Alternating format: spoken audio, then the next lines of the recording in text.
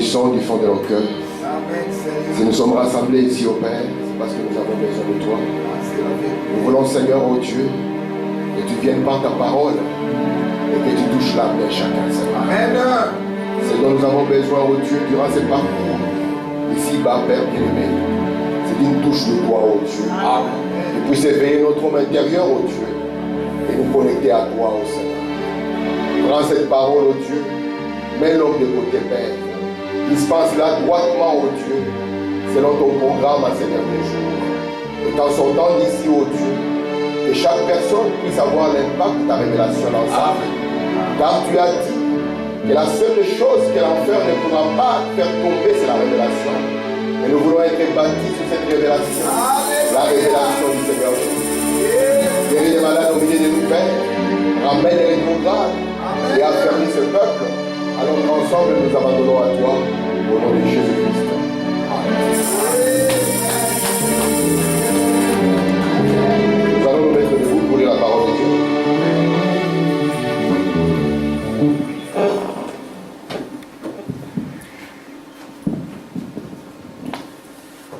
Nous allons lire dans Apocalypse. Nous allons lire au chapitre 10.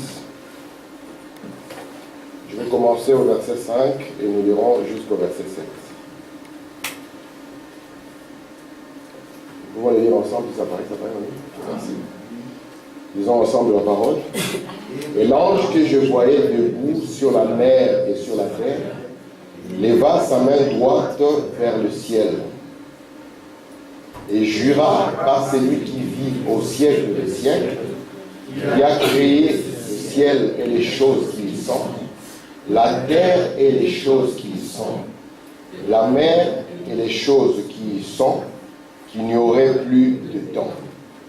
Mais qu'au jour de la voix du septième ange, quand il sonnerait de la trompette, le mystère de Dieu s'accomplirait comme il a annoncé à ses serviteurs. Alléluia. Amen. Dieu ajoute des bénédictions à la lecture de sa parole. Amen. Nous pouvons nous asseoir.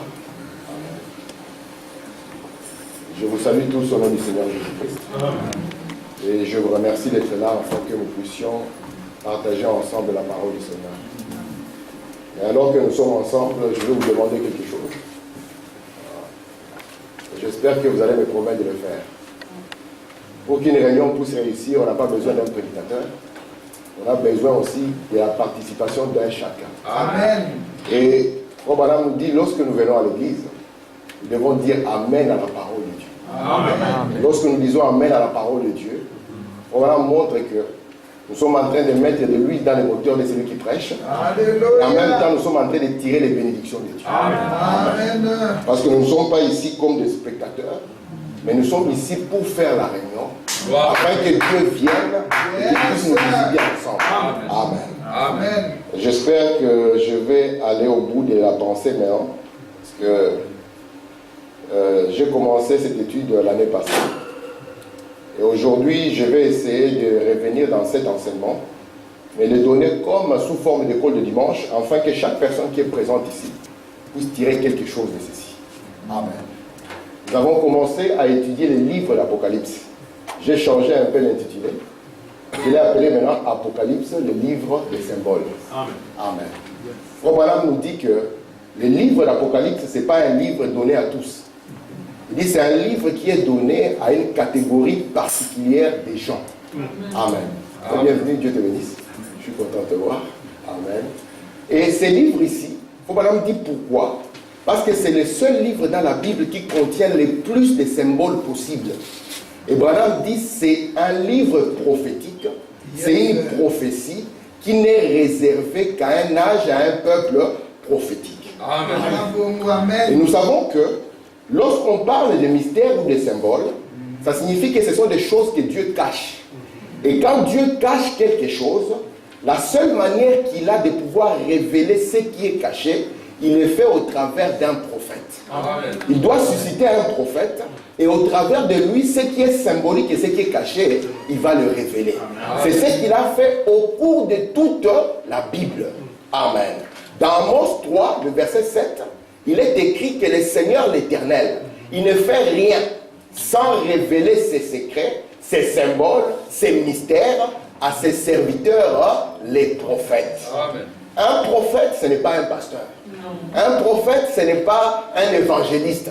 Un prophète, c'est les dons les plus élevés de Dieu. Amen. Un prophète, c'est Dieu sous la forme d'un frère. Amen. Amen. Parce qu'un prophète, il est la bouche même de Dieu. Amen. Il est fait de sorte qu'il ne peut pas exprimer ses propres pensées.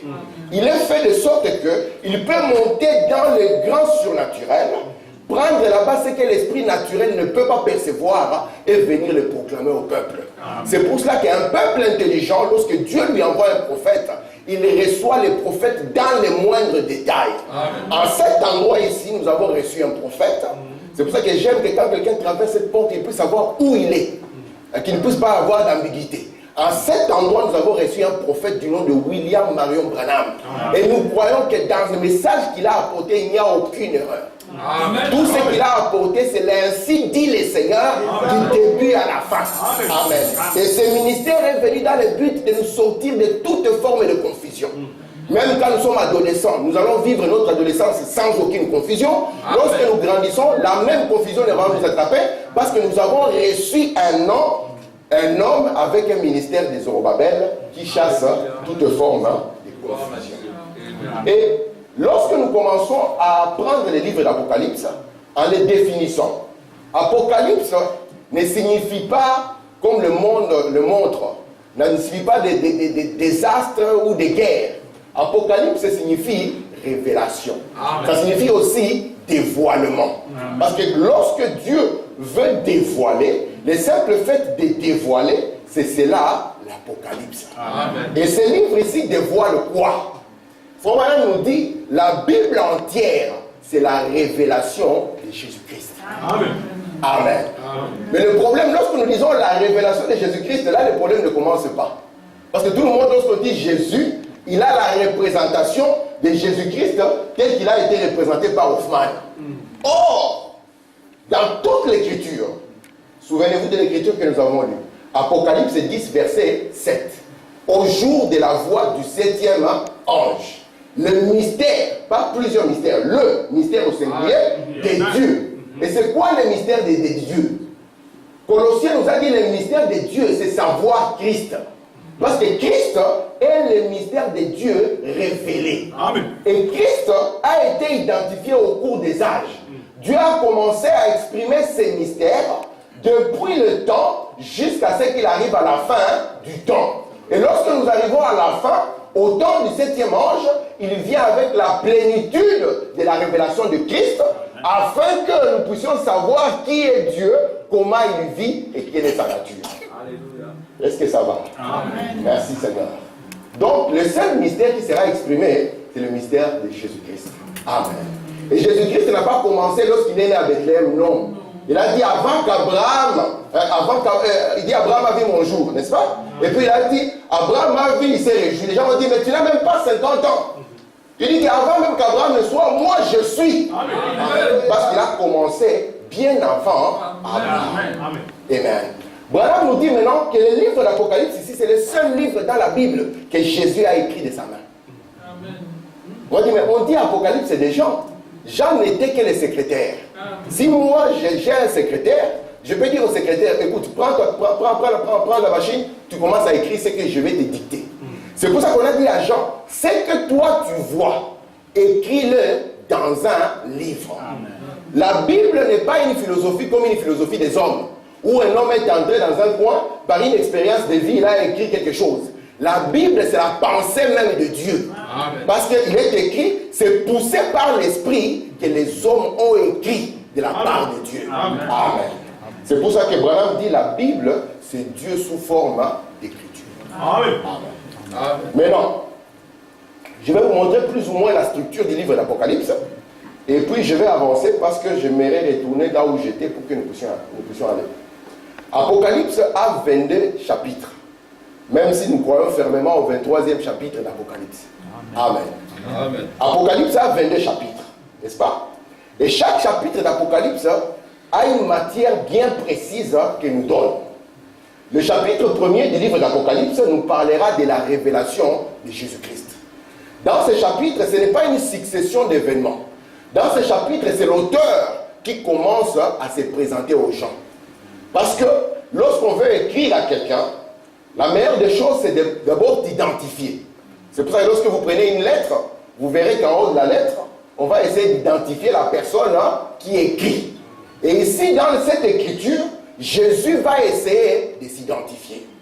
Lorsqu'on nous parle de la révélation de Jésus-Christ, la plus grande des questions, voilà, nous dit, la révélation de Jésus-Christ, c'est la plus grande révélation qu'il y a dans la parole. Amen. Parce que si nous manquons la révélation de Jésus-Christ, nous irons de confusion en confusion jusqu'au bout. Amen. Amen. C'est la plus grande et la première de toutes les révélations. Or, lorsque nous disons que Jésus est Dieu, il y a plusieurs choses dans cela. Amen. Et nous allons essayer de tirer quelque chose de cela. Amen. Amen. Alors, Jésus ici va se présenter. Mais Branham nous dit, souvenez-vous que le livre d'Apocalypse n'est pas la biographie de Jésus. On ne dit pas là-bas que Jésus est né à Bethléem. Non. Parce qu'ici, ce n'est plus Jésus dans la forme où il a été sur la terre. Amen. Amen. Parce qu'il avait dit lui-même, je viens du Père et je retourne au Père. Venir du Père et retourner au Père ne veut pas dire je viens de chez le Père et je retourne chez mon Père. Non. Venir du Père, c'est venir d'une position. Amen. Et retourner au Père, c'est retourner dans une autre position. Donc il venait de la colonne de feu, la lumière que vous voyez ici. Et il est devenu chair dans cette forme-là. Et lorsqu'il dit je retourne au Père, c'est qu'il quitte cette forme et retourne à cette forme de la lumière.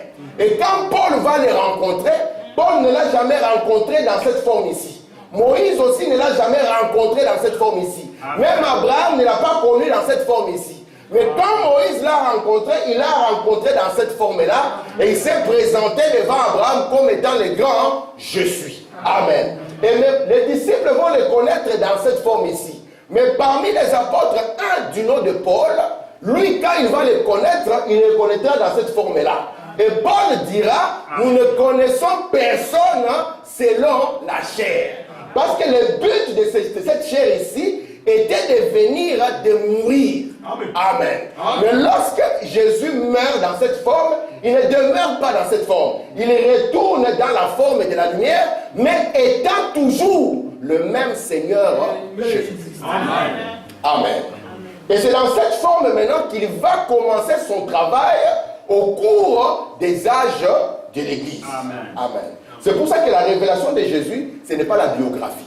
William Branham dit, il va encore plus loin. Il dit ici, dans cette révélation, il va nous montrer l'apparence et la forme qu'il va avoir lorsqu'il va venir visiter le peuple qui est non-juif. Amen. Vous êtes avec moi? Amen. Un jour, Jésus était dans sa forme ici, sur la terre. Il y a des gens qui sont venus, des Grecs. Et les Grecs ont crié, messieurs, nous voudrons voir Jésus. Et Jésus leur a dit, dans cet état ici, vous ne pouvez pas me voir. Parce que vous pouvez regarder quelque chose, mais vous ne la voyez pas.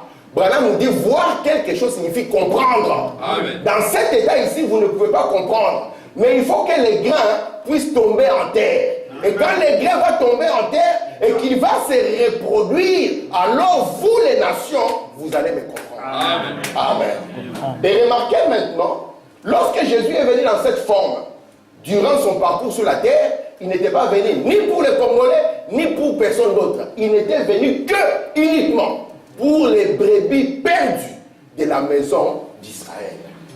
Et quand les brebis perdues de la maison d'Israël vont le rejeter, alors là, l'Écriture va dire qu'à tous ceux qui l'ont reçu, à tous ceux qui ont cru en son nom, elle va donner la parole, le pouvoir de devenir des enfants de Dieu. Amen. Donc Dieu va aveugler Israël afin d'ouvrir les yeux à ceux qui étaient de rejeter les non-juifs.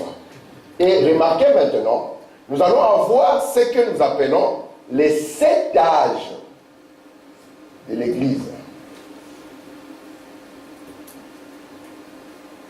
Ok. Pourquoi 7 et pourquoi âge de l'Église? 7 parce que nous croyons qu'il est écrit, c'est Dieu qui parle. Il montre que les étoiles sont là pour déterminer les temps et les saisons.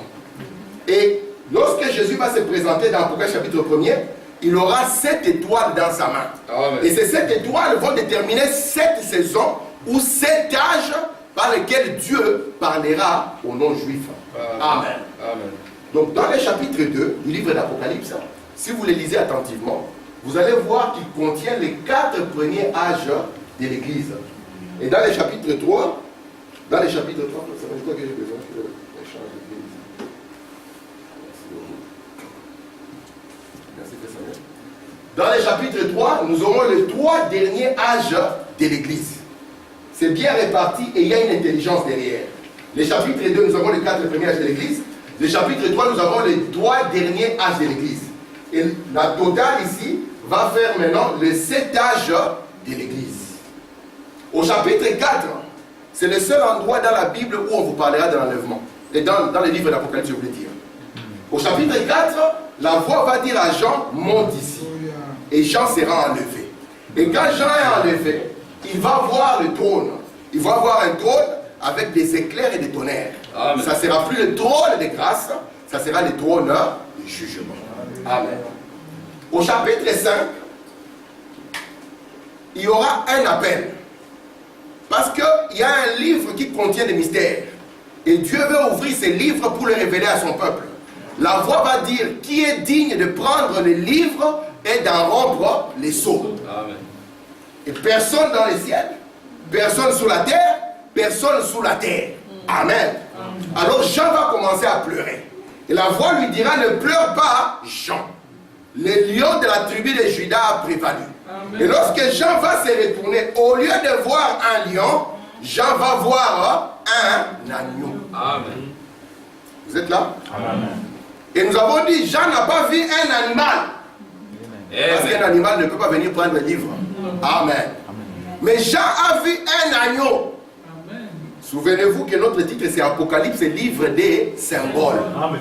Jean n'a pas vu un agneau dans la pensée que vous avez. Jean a vu un agneau qui avait 7 cornes et qui avait 7 yeux, qui sont les 7 esprits de Dieu envoyés par toute la terre. Vous voyez ça? Il a vu un agneau comment? 7 cornes et 7 yeux. Faut que bon, pour le dessiner c'est très compliqué. Hein? Amen. Mais ce ne sont que symboles après symboles. Merci Seigneur. Et vous allez voir maintenant que le chapitre 5, la position dans la Bible, il va se trouver entre les âges d'un côté et les sceaux de l'autre. Et ce chapitre 5, Branham l'a appelé la brèche entre les âges de l'Église et les sceaux. Amen. Et le but de ce chapitre, c'est de préparer l'ouverture des sceaux. De la même manière que le chapitre 1er a préparé les messages aux âges de l'Église. Parce que vous allez voir que les lettres que Jésus va envoyer à chaque âge va exprimer ce que Jésus avait déjà exprimé de lui-même lors de sa présentation dans le chapitre 1er. Et j'aimerais que vous puissiez comprendre qu'ici il s'agit d'une succession d'événements.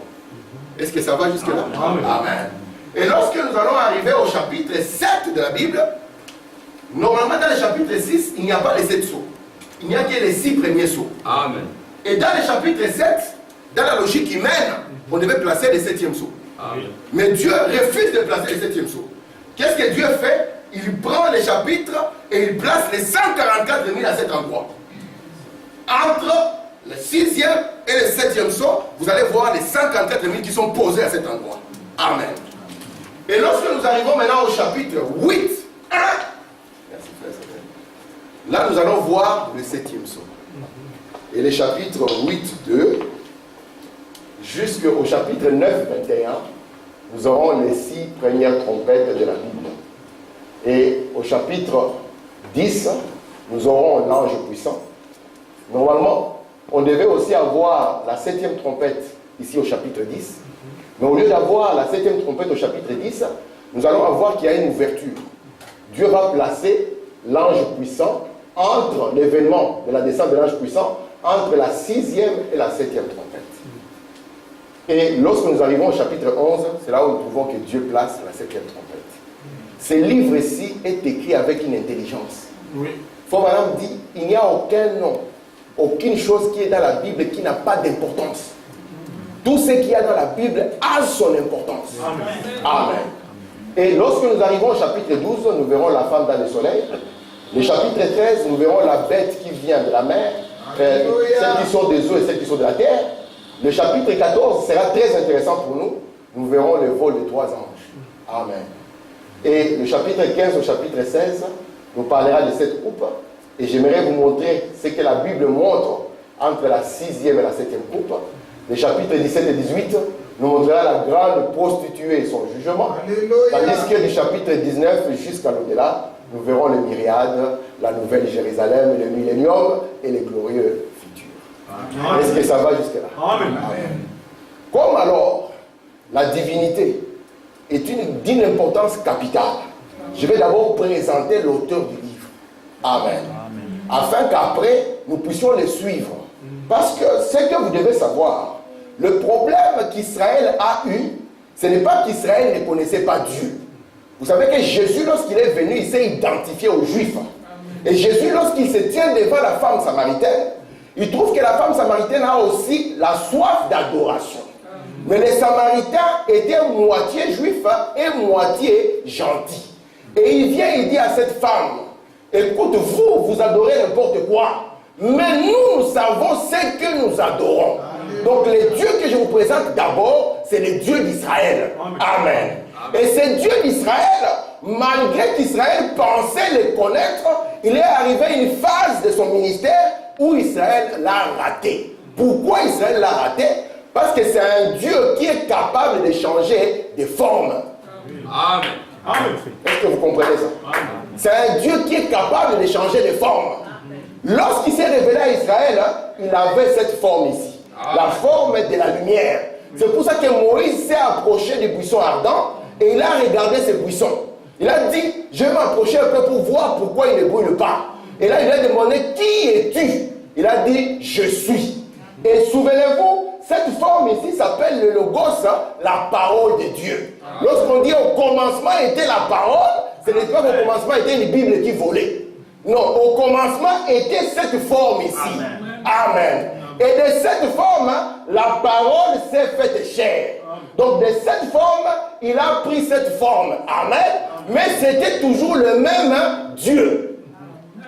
De la forme du Père, il est descendu dans la forme du Fils. Amen. Et dans la forme du Fils, lorsqu'il s'est présenté devant Israël, Israël qui aimait ses dieux a manqué de le voir. Pourquoi il a manqué de le voir? C'était à cause de la forme. Alors pour nous, nous ne voulons pas que la forme soit un piège. Amen. Amen. Parce que quelle que soit la forme qu'il peut avoir, nous allons le connaître comment? Nous allons le connaître par son caractère. Amen. Parce que son caractère ne changera jamais. Amen. Amen. Mais sa forme peut changer. Amen. Amen. Vous êtes avec moi? Amen. William Branham dit, la première fois que Dieu a mangé, ce n'était pas dans cette forme ici. Très bien. Amen. Devant Abraham, Dieu avait pris la forme d'un homme. Amen. Un jour, il y a une sœur qui discutait avec un témoin de Jéhovah. C'était à l'époque où les sœurs étaient intéressées dans les brochures, avant d'être intéressées dans les menus de cuisine. Un séminaire. C'était intéressé dans les brochures. Amen. Et la sœur a dit au témoin de Jéhovah, je vais te montrer ton Jéhovah en train de manger. Il dit quoi, Jéhovah? Il dit oui, Jéhovah a mangé, il a bu. Amen. La sœur a dit non, prenons ta Bible. Elle a pris sa Bible du monde nouveau. Je ne sais pas si l'on changé après ça. Parce que les témoins de Jéhovah étaient troublés depuis ce jour-là. Il lui a montré ce qui Jéhovah a mangé, a bu. Amen. Pourquoi? Parce que le problème, ce n'est pas la forme. La forme n'est pas Dieu.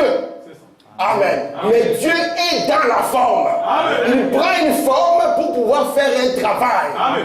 Mais il reste toujours le même Dieu. Amen. C'est pour cela que Jésus, devant la femme samaritaine, lui a dit, Dieu est esprit. Amen. Amen. Est-ce que ça va jusque-là? Amen. Merci mon Dieu. Okay.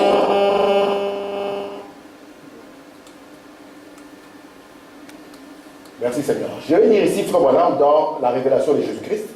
Il dit ceci, par rapport au livre d'Apocalypse. Bon, les 3 premiers chapitres traitent de l'Église. Puis l'Église disparaît, nous ne le voyons plus jusqu'au temps de la fin. Du chapitre 1 au chapitre 3 de l'Apocalypse, il s'agit de l'Église. Du chapitre 4 au chapitre 19 de l'Apocalypse, il s'agit d'Israël, une nation. Et du chapitre 19 au chapitre 22, les deux sont ensemble. Vous avez entendu souvent, ça c'est un cri que nous avons, une sorte de slogan que nous avons dans le message. Israël est l'horloge des dieux, n'est-ce pas? Amen. Tout le monde le dit. Amen. Au point où on s'est dit, qu'est-ce qu'il faut faire? Est-ce que chaque matin, avant de quitter la maison, faut-il écouter Radio Tel Aviv? Parce qu'Israël est l'horloge des dieux. Amen. Mais Branham nous montre ici le véritable horloge des dieux. Amen. Amen. Si vous regardez à Benjamin Netanyahu, je ne sais pas à quoi, ce n'est pas ça l'horloge des dieux. Amen. Amen.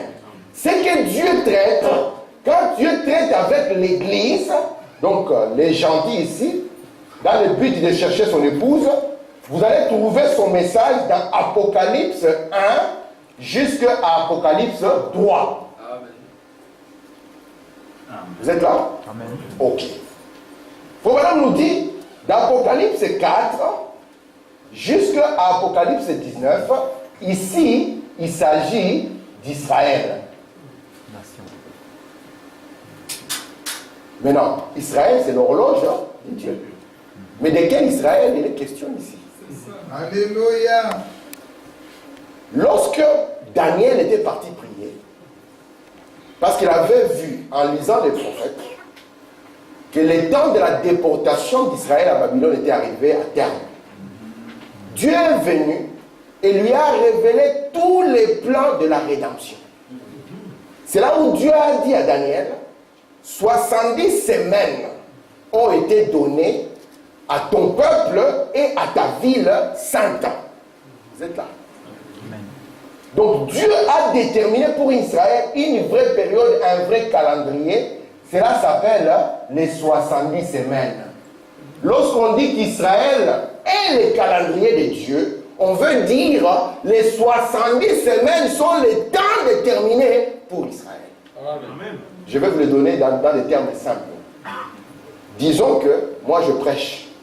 Et j'ai dit à Frère Samuel, comme je n'ai pas le temps de regarder la montre, quand toi tu te lèveras et tu iras te tenir devant la porte, je saurai que mon temps est terminé. Alléluia. Comprenez ça? Amen. C'est la même chose que Dieu a dit concernant Israël. C'est pour cela que Branham va nous dire que quand Dieu est venu vers Daniel, il lui a montré le fil de temps. Amen. Il lui a montré le temps des nations jusqu'à ce que la pierre de fête descende. Et il faut maintenant dire, Dieu a appelé cela le temps des nations. Et Jésus, quand il vient dans Luc 21, il dira, Jérusalem sera foulée aux pieds jusqu'à ce que le temps des nations arrive à terme. Jésus continue encore. Souvenez-vous de la parabole du figuier. Lorsque vous verrez le figuier bourgeonner, donc ça signifie l'horloge est là. Or, quand le figuier bourgeonne, c'est un rapport avec la période que Dieu a donnée à Israël. Est-ce que ça va jusque-là? Amen. Parce que cette période ici, la rédemption par le sang, la rédemption pour l'Église. Cette période ici, la rédemption par les jugements, la rédemption pour Israël. Amen. Je peux continuer? Amen. Je ne suis que dans le récap. Pour que tout le monde puisse saisir de quoi il s'agit dans ces livres. Je continue la lecture ici, dans l'âge de l'église de Thyatire. Branham nous dit ceci. Eh bien, nous voyons ici que chaque fois, c'est Dieu, qui traite avec un âge de l'église, il se présente en utilisant l'un de ses divins noms. Nous trouvons donc que la première de toutes les révélations, c'est la divinité. La divinité suprême de Jésus-Christ. Vous savez que lorsqu'on a cette phrase, on s'est dit, alors c'est merveilleux. Un jour, Jésus, dans cette forme ici, frère, pourquoi tu insistes Jésus dans cette forme ici? Parce qu'il peut changer la forme. Amen. Il n'est pas obligé de garder cette forme. Il n'y a aucune obligation. Parce que quand il est venu dans cette forme devant Israël, Israël ne s'attendait pas à ça. Le plus grand scandale d'Israël, c'était cette forme. Toi qui es un homme, tu t'es fait Dieu. Amen. Or, Jésus, dans toute la Bible, il n'a jamais dit je suis Dieu. Alléluia. Il a dit je suis le fils de l'homme. Or, Israël savait que quand on dit que c'est le fils de l'homme, c'est que c'est Dieu qui vient dans la forme d'un frère. Amen. C'est là. Amen. Amen. Alors, quand il est venu dans cette forme, parce que cette dispensation était terminée, ce n'était plus la dispensation du Père. Parce que le Père était au-dessus d'Israël. Maintenant, il a pris la dispensation du Fils. Emmanuel, Dieu avec nous. Le Dieu qui était au-dessus a pris sa tente. Parce que cette maison ici était une tente. Selon Malachie au chapitre 3, le Seigneur entrera dans son tabernacle, dans sa tente. Amen. Et viendra habiter avec vous. Amen. Quand il est venu dans cette forme ici, Israël a crié, montrez-nous le Père. Vous êtes là? Amen. Oh, ce n'était plus le temps de le voir sous la forme du Père. On devait le voir dans la forme du Fils. Et or, aujourd'hui, nous ne sommes plus dans la dispensation du Fils. Amen. Nous sommes dans la dispensation du Saint-Esprit. Amen. Parce que c'était Dieu qui devait condescendre jusqu'à retourner dans l'homme. Amen. Amen. Et lorsque nous leur parlons de Jésus, il crie, montre-nous le Fils. Amen. Comme Israël avait dit, montre-nous le Père. Nous disons, vous êtes en retard. Amen. Nous ne sommes plus ni dans la dispensation du Fils, ni dans la dispensation du Père. Mais aujourd'hui, c'est la dispensation du Saint-Esprit. Amen. Est-ce que ça va là? Amen. C'est la dispensation du Saint-Esprit. Amen. Amen. Merci Seigneur Jésus. Ok. Alors, il dit ici, nous trouvons donc que la première de toutes les révélations, c'est la divinité. La divinité suprême de Jésus-Christ. Alléluia. Oh, frère Tim, la divinité suprême, oui. La divinité suprême de Jésus-Christ. Or, choc pour la sœur Linda. L'Église n'est pas bâtie sur Jésus. Amen.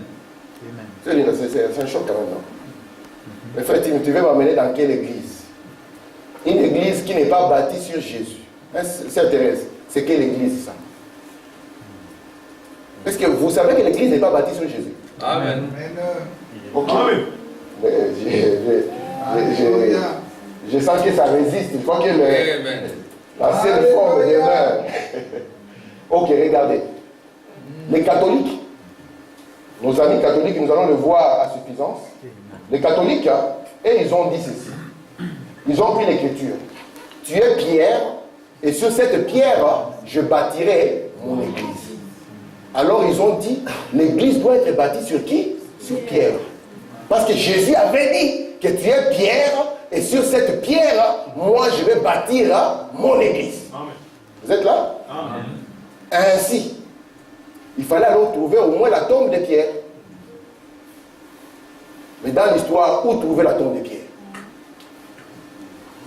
Alors comme les papes sont très courageux, moi j'admire leur courage. Leur courage n'a pas de frein. En 1950, il y a un pape qui a déclaré Marie est montée au ciel avec son corps. Mais je dis, mais mon frère, tu as attendu cette révélation 1950 ans. Un pape a dit allez, on va construire l'église ici. C'est la cité du Vatican. Et ils ont découvert en bas qu'il y avait des vieilles tombes. Et un pape courageux a choisi parmi les tombes. Il a dit ça, c'est la tombe de Pierre. Et toute l'église a dit amen. Et ils sont conscients qu'ils sont l'église de Dieu parce qu'ils disent qu'ils ont bâti l'église sur la pierre dont Jésus avait parlé. Branham dit, il vient, il dit c'est une fausse révélation. Alléluia. Le deuxième groupe, ce sont les protestants. Et ils sont venus, ils ont dit, frère, l'église est bâtie sur Jésus. D'abord, nous ne baptisons personne au nom de Jésus. Lorsque nous baptisons quelqu'un, nous le baptisons au nom du Seigneur Jésus-Christ. Amen. Si vous faites un tour au Portugal, vous allez croiser plein de Jésus. Oui. Je vais pas dire, mais pourquoi tu t'appelles Jésus? Tu diras, mais il y a un Jésus qui était différent. Et le Jésus qui était différent était le Christ, était le roi de Dieu. Amen. Amen. Maintenant, les protestants ont dit, nous baptisons l'église sur Jésus. Branham a dit, ce n'est pas ce que l'écriture dit. Amen. L'écriture dit, tu es Pierre. Parce qu'il commence, tu es le Christ, le Fils du Dieu vivant. C'est Jésus qui leur pose la question. Maintenant, vous qui dites que vous me suivez, qui dites-vous que moi je suis? On lui dit, tu es Jérémie. Il n'a pas refusé parce qu'il était Jérémie. Amen. Voilà me dit, le Fils de l'homme et tous les prophètes. Amen. Amen. Amen. Il était aussi Esaïe. Il n'a pas dit non. Mais il a dit non, c'est tout ce que vous avez vu. Il n'y a pas plus que vous avez vu. C'est là où l'ancien Pierre s'est réveillé. Le premier pape catholique, comme il veut le dire. Et il dit, tu es le Fils de Dieu. Donc tu es Dieu venu sous la forme d'un frère. Tu es le Fils de Dieu. Le Christ est le Fils du Dieu vivant. Amen. Et là, Jésus les regarde et dit, Pierre, ce n'est pas cette apparence ici qui t'a convaincu de cela. Parce qu'il faut vraiment dire, dans cette apparence, Jésus n'était même pas un grand gaillard. Il avait à peu près 63 kilos, c'était un corps frêle. Il dit, ce n'est pas ceci qui t'a convaincu, mais tu as reçu la révélation de mon Père. Amen. Et sur cette révélation de qui est Jésus-Christ, je bâtirai l'église. Amen. Et les portes de l'enfer, ils peuvent venir, mais n'auront jamais les dessus. C'est pour ça que quand le catholicisme a voulu effacer la révélation de Jésus-Christ, il a semblé comme s'ils allaient réussir. Mais les portes de l'enfer ne peuvent jamais prévaloir. Amen. Amen. C'est pour ça que l'église n'est pas bâtie sur Jésus, mais elle est bâtie sur la révélation de qui est Jésus-Christ. Or, Christ est la révélation du mystère Jésus. Amen. Amen. C'est la divinité suprême de Jésus. Je suis celui qui était, qui est, qui vient. Je suis le premier et le dernier. J'aime beaucoup cet attribut. Jésus dans la phase alpha, Jésus dans la phase oméga. Amen. Les dieux tout-puissants. Faut qu'on nous dit, quand Daniel a écrit les livres, il a puisé ces symboles de l'Ancien Testament. Amen. Regardez maintenant. Nous sommes dans Ésaïe combien? 44. Je commence le verset 6. Ainsi parle qui? Il y a deux éternels. C'est pour ça qu'on ne peut pas parler d'un fils éternel. Vous voyez ça? Cette forme ici ne peut pas être éternelle. Amen. Parce que éternel, c'est quelque chose qui n'a pas commencé, quelque chose qui ne peut pas finir. Or, frère Branham me dit, Jésus a eu, dans cette forme ici, il a eu un début et une fin. Amen. Et cette forme ici n'était même pas Dieu.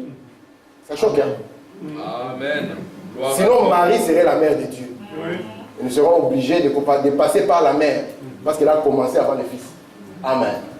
Nous sommes ici au verset 6. Ainsi parle l'Éternel, le roi d'Israël et qui? Son Rédempteur. Amen. Je continue. L'Éternel des armées, c'est le Rédempteur d'Israël. Je suis qui? Le premier, je suis le dernier. Or, moi, il n'y a point de Dieu. Amen. Amen. Déjà, dans l'Ancien Testament, il commence.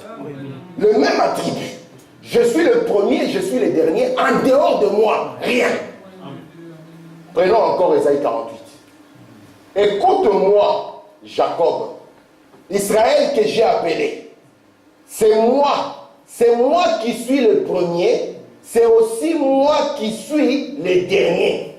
Amen. Ma main a fondé la terre et ma main droite a étendu les cieux. Amen. Je les appelle, aussitôt ils se présentent. Amen. Amen. C'est comme ça qu'il commence à se présenter depuis l'Ancien Testament. C'est pour ça que je vous dis que le mystère Dieu n'a pas commencé quand Jésus est né. Ça a commencé depuis l'Ancien Testament. Amen. Et lui devait s'exprimer au cours des âges afin que le peuple puisse le connaître. Mais au temps de la fin, nous avons maintenant la plénitude de la révélation de Dieu. Amen. Amen. Amen. Malachie 4 amène ce mystère complet. Et il ne l'amène pas en dehors de lui-même. Il vient vous présenter Christ vivant en lui. Amen. Amen. Amen. Merci Seigneur. Pourquoi il le fait? C'est pour montrer que Jésus ne s'est pas sacrifié pour rien. Amen. Regardez comment ça se passe.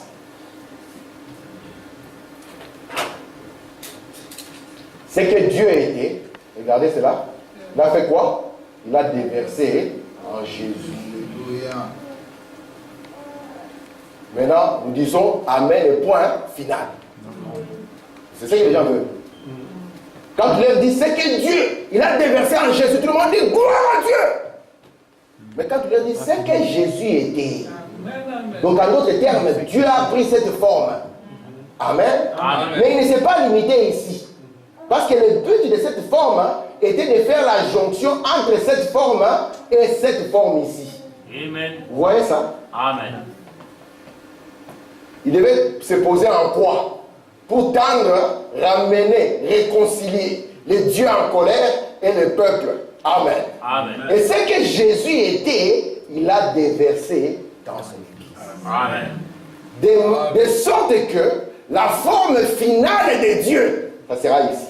Très bien. Amen. Et si vous manquez de le voir ici, vous avez loupé de le voir. Frère Branham me dit, même si un homme entrait par ici, ressemblant goutte à goutte avec cette forme ici, nous n'allons pas le voir. Amen. Amen. Tu vas refuser, tu vas le contester. S'il entre ici, même avec le... Au Congo, cela s'est passé quand j'étais petit. Il y a un monsieur qui est arrivé. Cheveux longs, barbe longue, même les marques des clous. Et comme au Congo, on est très religieux, il est passé même à la télévision nationale. Mais nous sommes avisés. Il faut madame dire, nous ne croyons pas dans ces clans. Amen. Mais Jésus, c'est qui? Jésus, c'est la parole. Amen. Lorsque nous verrons sa vie, lorsque nous verrons sa manifestation, lorsque nous verrons sa nature, quelle que soit la forme qu'il prend, nous dirons c'est le Seigneur Jésus. Amen. Amen. Vous êtes là? Amen. Donc, dans l'Ancien Testament, il se présente comme étant le premier et le dernier. C'est en dehors de lui, il n'y a personne. Amen. Amen. Les dieux d'Israël. Ce n'est pas les dieux du Congo. C'est les dieux des Juifs. C'est pour ça que Branham dit, vous ne pouvez pas le couper en 3 morceaux et donner cela à un Juif. Le Juif va dire non, ce n'est pas notre Dieu. Écoutez. Amen. Je prends maintenant dans l'Apocalypse. Vous avez vu les symboles de l'Ancien Testament, il s'est présenté comme étant le premier et le dernier. Regardons ici maintenant, Apocalypse 8. Il dit quoi? Je suis l'alpha. C'est la même chose que le premier. Et l'oméga. Dit le Seigneur. Le Seigneur qui? Dieu. C'est lui qui est, qui était et qui vient, le Tout-Puissant. Amen. Si vous voulez avoir les détails de ça, la vidéo existe. J'avais parlé. Je n'aurai plus beaucoup de temps pour y revenir. Parce que je ne suis même pas la moitié de ce que j'avais prévu. Au chapitre 17, au verset 17, il dit, maintenant toujours le même chapitre, parce que dans le chapitre premier, c'est Jésus qui se présente. Amen. Amen. Regardez maintenant au chapitre 17. Parce que Jean va entendre une voix. N'est-ce pas? Et la voix sera derrière lui. Et Jean va se retourner afin de voir quoi? Afin de voir la voix. Paul dit non, il ne voulait pas se retourner pour voir un homme, il voulait se retourner pour voir la voix. Parce que la voix est l'homme. Amen. Au jour de la voix. Il dit, je me suis retourné, quand je l'ai vu, j'ai tombé à ses pieds. Comme mort. Il posa sa main droite, sa puissance sur moi, en disant, ne crains point. Comment il se présente? Je suis le premier et le dernier. Il dit, et le vivant. J'étais mort, et voici, je suis vivant au siècle des siècles. Je tiens les clés de la mort et du séjour. Amen. Est-ce que vous voyez ça? Amen. C'est le même Dieu depuis l'Ancien Testament. Peu importe la forme qu'il a. Dans l'Ancien Testament, Job l'a vu dans la forme d'un tourbillon. Très bien. Mais c'était toujours le même Dieu. Amen. Amen. Moïse l'a croisé dans une forme, la forme du feu. Amen. Amen. Abraham l'a croisé sous différentes formes. Et la 7e fois, c'était un homme Amen. qui a mangé. Amen. Avec la poussière sur ses pieds. Abraham l'a appelé mon Seigneur. Amen. Gloire à Dieu. Toujours le même. Hein? Dieu. Amen. C'est bien, ça va être ici. Ça va. Le même Dieu. Même s'il vient sous la forme de Serline. Amen. Vous allez juste l'observer. Regardez sa nature, son essence. Ah, vous direz, ah, c'est le Seigneur. Amen. Amen. Amen. Gloire à Dieu. Merci. Amen. Je continue.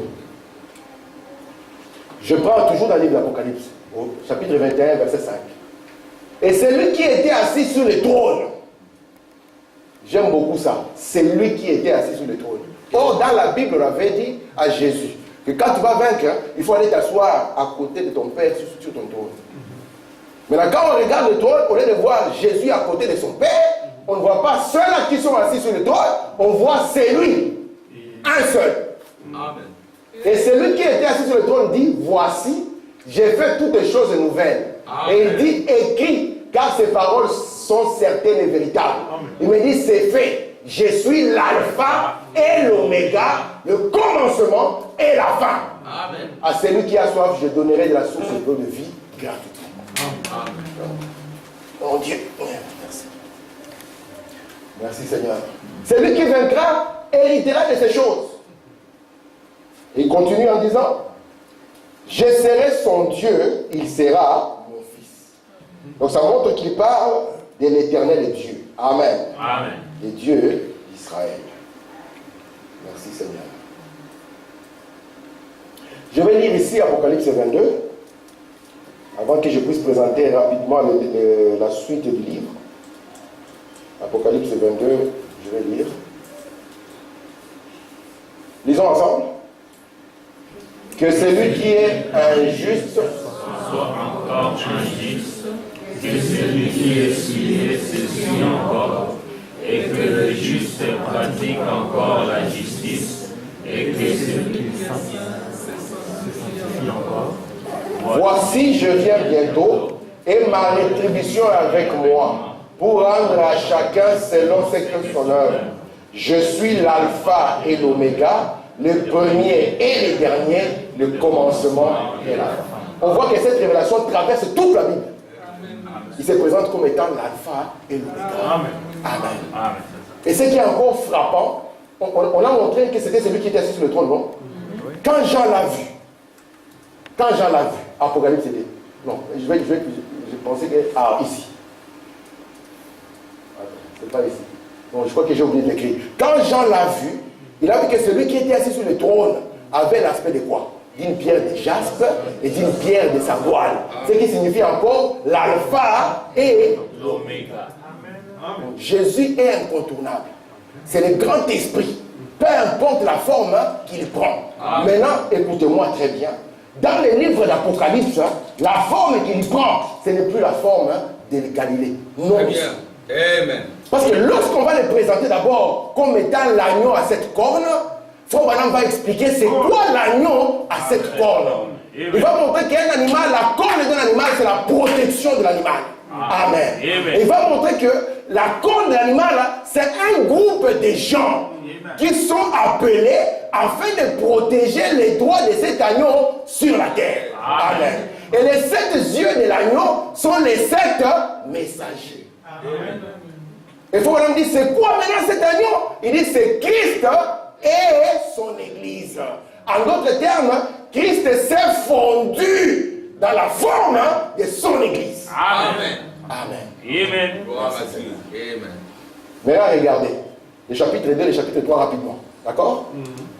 Très rapidement, là, le chapitre 2. Regardez le chapitre 2. Nous avons dit que dans le chapitre 2, ce sont les 4 premiers âges de l'Église. Regardez comment il se présente. Il va prendre chaque aspect qu'il y avait dans le chapitre 1er. Écrit à l'ange de l'église d'Éphèse. Voici ce que dit celui qui tient les 7 étoiles dans sa main droite. Celui qui marche au milieu de 7 lampes d'or. Et Frère Branham est le seul qui a interprété celui qui marchait au milieu de 7 lampes d'or. On avait vu un semblable au fils de l'homme. Frère Branham dit, qui est-ce? C'est son épouse. Amen. Amen. On pensait que c'était un homme. Branham dit non, il n'est pas un homme. Il a pris maintenant la forme d'une femme. Amen. Amen. Alléluia. Est-ce que vous croyez cela? Amen. Il a pris la forme d'une femme. Très bien. Merci Seigneur. Maintenant, Apocalypse 2:8, écrit à l'ange de l'église de Smyrne. Voici ce que dit le premier et le dernier. Celui qui était mort et qui est revenu À la vie. Amen. C'est pour ça que Madame dit, même quand Jésus est mort, l'église est morte aussi. Parce qu'à la croix, il est mort, mâle et femelle. Qui peut croire ça? Parce que quand on lui a balancé la lance dans le flanc, c'est là où l'épouse a été tirée. Exactement comme Adam, quand Dieu l'a couché, amen, et a tiré son épouse de son côté. Amen. Et Branham nous dit ceci, il dit, faites attention, l'Ancien Testament et le Nouveau Testament, c'est mari et femme. Vous êtes là? Amen. Parce qu'en réalité, dans le mystère de Dieu, celui qui intéresse, ce n'est pas l'homme, c'est la femme qui est intéressante. Amen. Est-ce que vous le croyez? Amen. Ce n'est pas l'homme qui est intéressant. Dans le mystère de Dieu, non. Mais on pensait que c'est l'homme. Non. Ce que l'homme cache, c'est la femme qui le montre. Amen. William Branham dit, si vous voulez connaître une personne, regardez la personne que cette personne épouse. Amen. Même s'il marche comme ça, comme un prêtre, les prêtres que nous avons connus en Afrique, mais s'il épouse une dame qui fait peur, c'est comme ça qu'il est. Amen. William Branham dit, la femme révèle l'homme. Très bien. Il révèle son ambition, il révèle son caractère, il révèle ce qu'il est. Amen. Amen. Amen. Et Jésus, la femme à laquelle il s'attache, révèle qui est Jésus. Amen. Amen. Amen. Gloire à Dieu. Merci mon Dieu. Écrit alors de l'église de Pergame, Amen. voici ce que dit celui qui a l'épée aiguë à deux tranchants. Amen. À l'église de Thyatire, on dira, voici ce que dit le Fils de Dieu, celui qui a les yeux comme des flammes de feu, et dont les pieds sont semblables à des lérins ardents. Amen. Là, nous finissons les 4 messages. Regardez maintenant, 3, je me presse, me donnez encore 10 minutes, n'est-ce pas? Amen. Écrit à l'ange de l'église de Sardes, voici ce que dit celui qui tient les 7 esprits de Dieu et les 7 étoiles. On l'avait vu à la fin du chapitre 1er avec 7 étoiles dans sa main. Écrit à l'ange de l'église de Philadelphie, voici ce que dit le saint, le véritable, celui qui a la clé de David, celui qui ouvre, personne ne fermera, celui qui ferme, personne n'ouvrira. Alléluia. Et j'aime beaucoup la tribu par laquelle il se présente dans l'âge de la Odyssée. Il s'appelle, voici ce que dit l'Amen.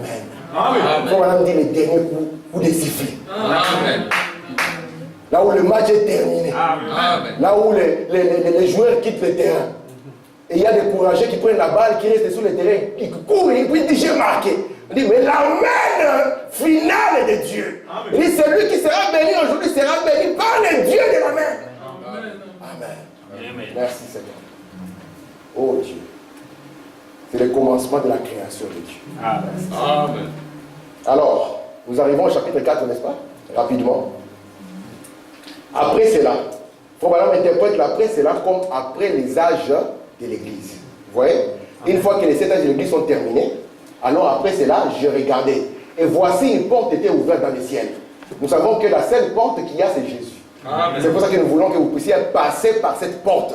Non pas passer par la fenêtre, l'amour du pasteur, la main du pasteur, et vous pensez que tout est fini. William Branham dit quand un homme meurt, les pasteurs sont les premiers spécialistes à dire le serviteur de Dieu est parti. Et Dieu l'a recueilli. Branham dit les paroles du pasteur ne changeront pas la destination de la personne. Alléluia. Il y a un seul pasteur courageux, c'était en France. Lui, on l'a appelé pour prêcher dans un deuil. Il a dit, c'est monsieur qui parle, et si je lui ai parlé de Jésus, il a refusé. Vous aussi faites comme lui, vous finirez comme ça. On a failli taper le pasteur. Parce que ce qu'on attend de lui, c'est qu'il dise, le Seigneur a recueilli son serviteur. Amen. La vraie porte, c'est Jésus. C'est pour ça qu'il y a des personnes à qui Jésus dit aujourd'hui, mon ami, comment es-tu arrivé dans ces choses? Amen. Parce que tu n'as pas la robe. Comment peux-tu parler de sceaux? Comment peux-tu parler de ceci? Et tu n'as pas la robe. Frère Branham, il l'a appelé mon ami parce que c'était un bon membre de l'église.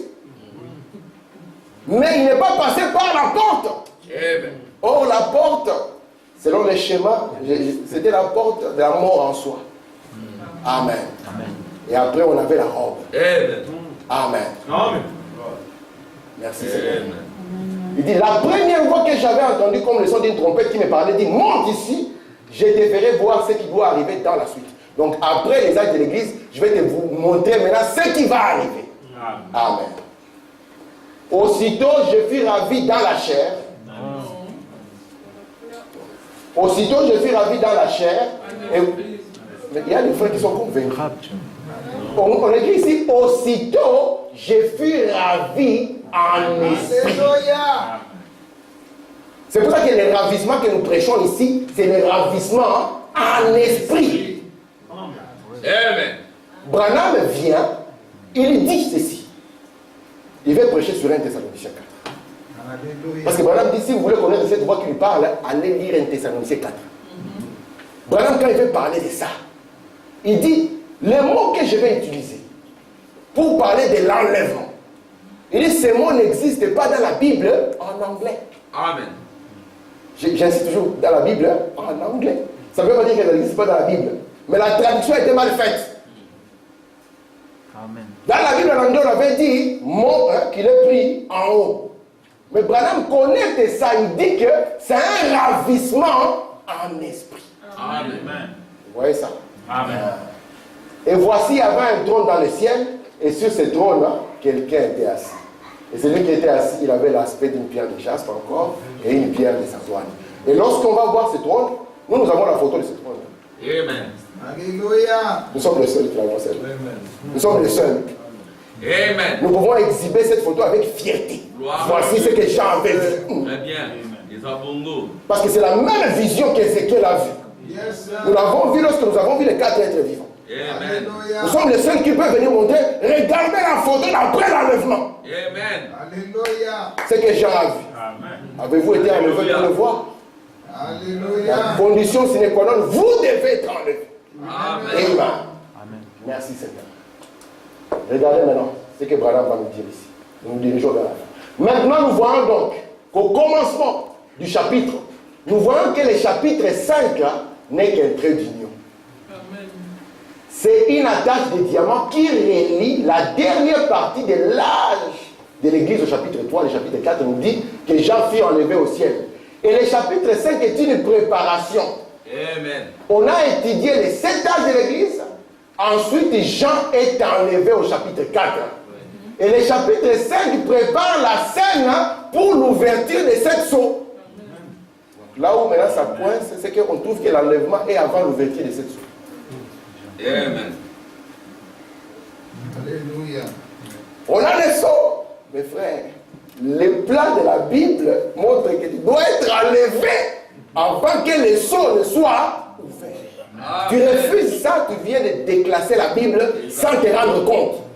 Écoutez, juste comme il a fait au chapitre 1er de l'Apocalypse en préparant la voie aux 7 âges de l'Église. Vous voyez? Donc le chapitre 5, c'est une préparation. C'est pour ça qu'on dit, qui est digne? Qui est digne? Et puis c'est pointe l'agneau à 7 cornes aux 7 yeux. On dit que l'agneau est digne. Amen. Lorsqu'on dit que l'agneau est digne, nous tous nous faisons partie de cet agneau. Les abongos. Et nous sommes dignes. Amen. Amen. Parce que c'est Christ et... Son épouse. Alléluia. Merci Seigneur. Regardez maintenant. Apocalypse chapitre 5, deuxième partie. Maintenant, il prépare l'ouverture de sceau de la rédemption. Voyez-vous, c'est ça l'objet du chapitre 5.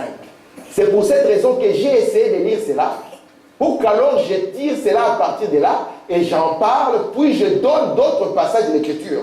C'est là parce que ce n'est pas quelque chose qui doit arriver verset après verset.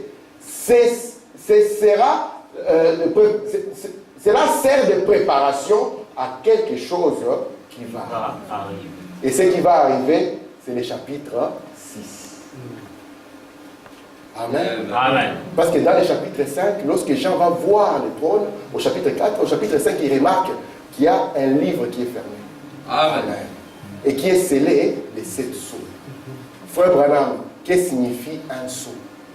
Alléluia. Branham dit un sceau signifie un travail qui est terminé. Amen. Une œuvre qui est Amen. achevée. C'est pour ça que l'Apocalypse prend maintenant tout son sens. Amen. Alléluia. Vous allez voir que lorsqu'on veut inaugurer quelque chose, on le couvre toujours.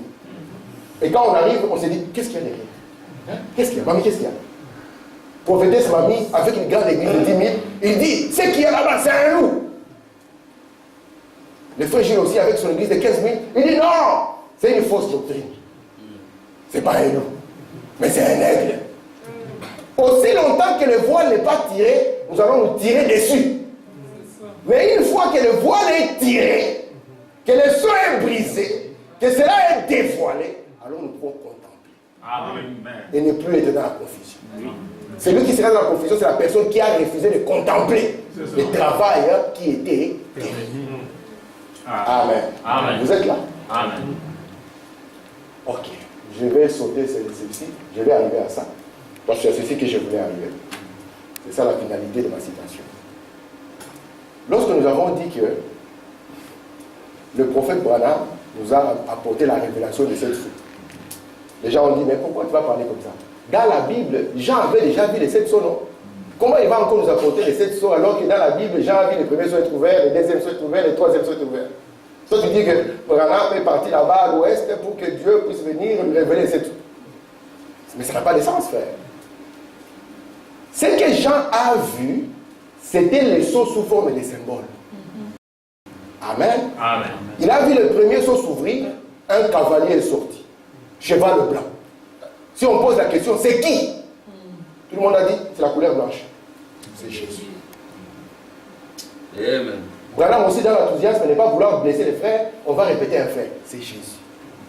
Parce qu'un prophète, il n'y a que Dieu qui le corrige. On ne peut pas venir, quand il dit c'est Jésus, nous tous nous disons, c'est Jésus. Amen. Il n'y a pas un courageux qui va dire non, non. Là, nous disons tous, c'est Jésus. C'est ça l'ordre de Dieu. Vous refusez cet ordre-là, vous êtes mort. Et puis, il va dire, mes frères, c'était l'enthousiasme seulement. Je l'avais dit parce que je l'avais dit chez les frères là. Mais lui-même est venu. Il m'a dit quelque chose que tous ne disent pas. Ce n'est pas Jésus, c'est le diable, c'est l'antichrist. Nous tous nous changeons. Nous disons, c'est l'antichrist. Amen. Amen. Vous êtes là? Amen. Il me semble que vous aimez Branham plus que vous aimez Jésus. Ça devient une dose difficile. Mais comment aimer Jésus aujourd'hui? C'est la même leçon qu'Israël a eue en son temps. Israël ne pouvait pas aimer Jéhovah en rejetant Moïse. Parce qu'Israël connaissait Jéhovah sous la forme de Moïse. Amen. Dieu dévoilé paragraphe 130 et 131. Amen. Je veux que ça entre en vous. Amen. Alléluia. Pour que ça ne soit pas timide, qu'il soit dans la forme dans votre cœur. Non. Parce que moi je peux dire quelque chose de faux. Mais quand je vois que Branham l'a dit, je reviendrai ici calmement. Yes, Et je dirais, Branham a dit ça, je l'avais dit par enthousiasme. C'est aussi simple. Donc le sceau, quand ils se sont ouverts, c'était symbole après symbole. C'est pour ça qu'au cours des 2000 ans, aucune personne ne pouvait dire avec précision de quoi il s'agissait. C'est ça. Amen. Amen. Branham nous dit maintenant dans sa présence, paragraphe 2, qu'après les sceaux symboliques, nous avons les sceaux naturels. Alléluia. Branham dit ceci, écoutez attentivement. Il dit que si le diable savait ce qu'il y avait sous ces sceaux, il causerait des grands dégâts. Même au temps de Jésus, le diable ne savait même pas, est-ce que c'est Jésus ou ce n'est pas lui? Parce qu'à un moment, Jésus il a faim. Ah! Dieu faim! Oui, il a faim. À un moment comme ça, il pleure. Parce que, faut madame dire, c'était un homme de douleur, il pleurait beaucoup. Avec toute l'ingratitude qu'il amassait, il pleurait énormément. Peut-être parmi les gens qui disaient, crucifiez-le! Il a vu peut-être le jeune homme là qui était malade, qui avait prié pour lui. Si c'était le pasteur aujourd'hui, je vais retirer ma guérison. Il avait les larmes. Amen. Amen. On lui a dit, Lazare, ton ami, est mort. Il a pleuré. Mais il faut madame dire, après avoir pleuré, il a relevé ses épaules. Et un corps qui était déjà décomposé depuis 4 jours a entendu la voix du Créateur. Amen. Vous êtes là? Amen. Donc, derrière les symboles, là, il y avait des choses que Dieu voulait faire dérouler. Et Dieu devait garder cela symbolique pour que les diables ne puissent pas les percevoir. Amen. De manière que quand quelque chose va arriver, le diable se posera, est-ce que c'est ça ou bien ce n'est pas ça? Amen. Amen. Mais une fois que la chose s'est déjà déroulée, donc l'histoire, Dieu, regardez comment ça se passe. J'écris les choses en code. En code, j'écris, frère Samuel, tu entreras par la porte A et tu iras déposer les bics par la porte B. D'accord? Mais le nom frère Samuel, ce n'est pas frère Samuel. Il s'agit ici de Séraphin. Et la porte n'est pas la porte, hein. La porte c'est la chaise. Et la porte c'est la chaise. Et le point B ici, ça sera une chaise, hein, disons, dans l'église. Le diable, lui, s'attend à ce qu'il puisse voir un homme appelé frère Samuel quitter un point A jusqu'à un point B. Mais Dieu vient derrière son peuple. Il va d'abord attendre que Séraphin puisse aller s'asseoir dans l'église sur une chaise. Et puis maintenant, Dieu va venir, maintenant il va vous dire, vous voyez ce qui était symbolique là, c'est ce que vous avez vu se passer ici. Quand Séraphin est venu s'asseoir sur la chaise. Et là, le diable aussi, il est émotionné parce qu'il ne sait plus quoi faire, parce que la chose a déjà eu lieu. Moyen d'empêcher Séraphin de s'asseoir, ça ne peut plus avoir lieu. C'est comme cela que les sauts ont été faits. Amen. Donc, premièrement, c'était écrit en symbole. Deuxièmement, ça s'est déroulé dans l'histoire. Amen. Et troisièmement, Branham vient maintenant avec les 7 honneurs, qui sont les interprétations de cette histoire et de ces symboles. Et il vous montre maintenant comment est-ce que l'histoire de la rédemption a été menée à terme. Amen. Amen. De sorte qu'aujourd'hui, nous ne disons plus aux gens, venez être sauvés. Non! Nous leur disons, venez voir comment Dieu vous a sauvés et agissez en conséquence. Amen. Que le Seigneur vous bénisse. Amen.